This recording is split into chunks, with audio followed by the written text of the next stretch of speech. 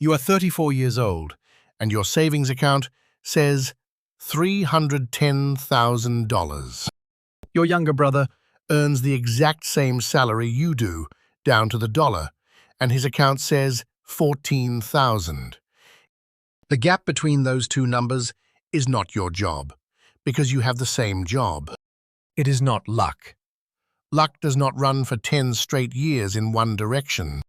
The gap is a single decision you made a decade ago, and the 10 years of being quietly laughed at for refusing to undo it. This is the story of what it costs to drive the same car for 10 years, and what it quietly pays. You are 24. It is a Saturday in April, and you are standing on a used car lot. The salesman wears a polo, one size too small, calls you boss before he knows your name, and shakes your hand a beat too long. He stops at a 2013 Toyota Corolla, grey cloth, 71,000 miles, a dent on the bumper he calls character. You sit inside. The wheel is plain, the seat is firm, and nothing about this car will impress a single person you know. You pay $9,400 in cash and drive home with the windows down. That night, you work out what $400 a month invested for 10 years becomes. The number is large enough that you read it twice. You fold the paper, slide it into a drawer, and forget it is there. The next morning, the man at the next pump fills a black BMW, looks at your Corolla, looks at you, and says nothing. At the office, a co-worker named Greg parks beside you in an Audi he cannot afford, and asks if you lost a bet. A month later, you have lunch with Frank, your father's oldest friend, 26 years in finance. You say the Corolla was a good deal. Frank does not say good job. He chews, swallows, and asks whether you know what a car actually is. He tells you most people do not buy cars. They buy permission.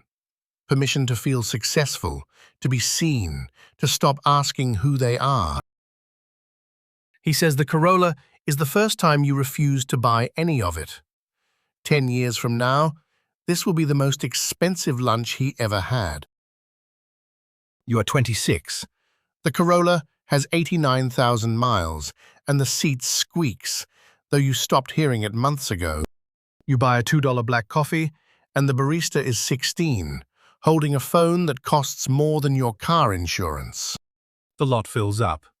3 Teslas, 2 BMWs, a G-Wagon. Your Corolla sits at the end like a joke nobody laughed at. Your younger brother Jordan calls. He bought a 2023 Acura, leased at $490 a month, which he swears is basically free. The Acura sits like a polished black bullet, and Jordan circles it the way men circle things they cannot quite afford. His phone buzzes. Something flickers across his face, and he puts it away without answering. You do not ask. On Monday, Greg has new rims, and asks, slower this time, whether you are good financially. That night, a woman with a Range Rover and a cart of frozen dinners looks at the Corolla and says, "Smart. Those last forever." At home, you take the paper from the drawer. The number has grown. You put it back. The doubt has started to move in. You are 28. The Corolla has 112,000 miles, and the driver's door takes 2 firm pulls to close. A woman from accounting named Rachel, 46, who drives a Camry, stops and asks gently if you are okay. She says, if you ever need anything at all, just ask, because everyone has had a hard year. You have $91,000 in savings, and you cannot say a single word of it out loud. At lunch, 2 co-workers say they feel bad for you, that you work so hard. You leave your tray and eat at your desk. A neighbor tells you her nephew fixes cars like yours for free, pats your arm, and says everyone goes through seasons. Your mother says she and your father can help with a new car. just a little. You tell her you do not need help. The number in the drawer is now larger than a full year of your salary. Pity, you are learning, hurts worse than mockery. You are 30. The Corolla has 136,000 miles and a new sound under the hood you keep ignoring. You have been seeing Sarah for 8 months. She is a nurse, drives a Honda Fit, and has never said a word about your car. You take her to a friend's wedding, and she holds her dress in her lap so it will not catch on the seatbelt. You park in the back row, past Range Rovers and Teslas, and a Porsche and a G-Wagon parked at an angle. Sarah looks at it all and says, without a trace of cruelty, that Jordan must be doing really well. That is what makes it land. Jordan arrives in a new matte grey electric SUV, smelling of cologne, and tells you to upgrade, just once. His eye twitches. In the car, Sarah is quiet, and halfway home, she says she only wants you to enjoy your money. At 1 a.m., you open a car app, a Lexus, 43,000, financing available, your thumb over the button. You think of Frank and close it. At the gas station, a man filling a new pickup says $800 a month. He can barely breathe, then smiles and says, "Nice morning." Sarah texts that she is sorry, that you do not need to upgrade for her. That was the night you almost broke. You are 32. The check engine light came on, a mechanic said it was a sensor, and fixed it for $90. On a Tuesday in February, 12 degrees out, you turn the key and get nothing, then a single click, then silence.